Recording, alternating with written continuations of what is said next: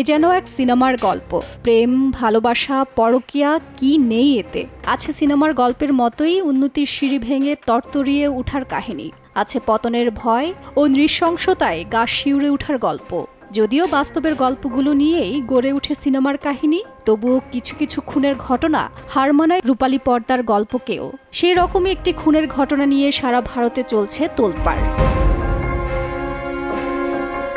গল্পের শুরু ৮ জুন। কর্ণাটকের চিত্রদুর্গার বাড়ি থেকে তুলে এনে এক যুবককে নৃশংসভাবে হত্যা করে লাশ নালায় ফেলেন খুনিরা। হত্যার মামলা তদন্ত করতে গিয়ে উঠে আসে কর্ণাটকের জনপ্রিয় অভিনেতা দর্শন থগুদিপার।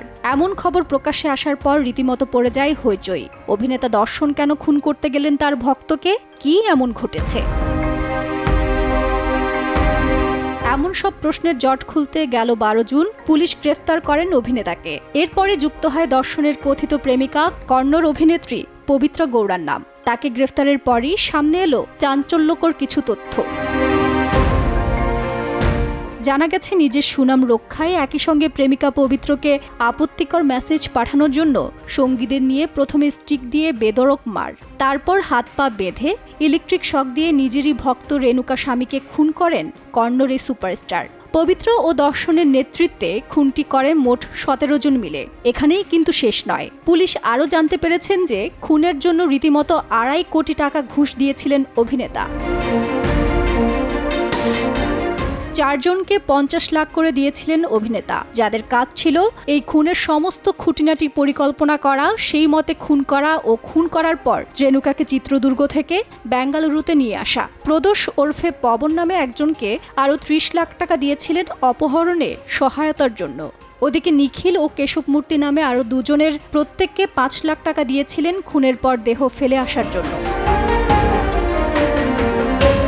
এছাড়া মিথ্যে আত্মসমর্পণ ও খুনের কথা স্বীকার করে দর্শনের জায়গায় যাতে জেল হয়, সেজন্য রাঘবেন্দ্র ও কার্তিক বলে 2 জনের পরিবারকে 5 লাখ টাকা দিয়েছিলেন কন্নড় এই সুপারস্টার। তবে এত সব প্ল্যানের পরও শেষ রক্ষা হয়নি এই সুপারস্টারের।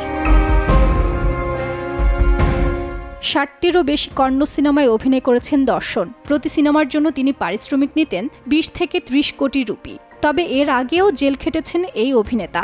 2011 সালে দর্শনের বিরুদ্ধে নির্যাতনের মামলা করেছিলেন স্ত্রী বিজয়া লক্ষ্মী। সেই মামলায় 4 সপ্তাহ কারাগারে ছিলেন তিনি। পরে স্ত্রী মামলা তুলে নেওয়ার পর তিনি ছাড়া পেয়েছিলেন। তাজরিন রিকা, সময় সংবাদ, ঢাকা।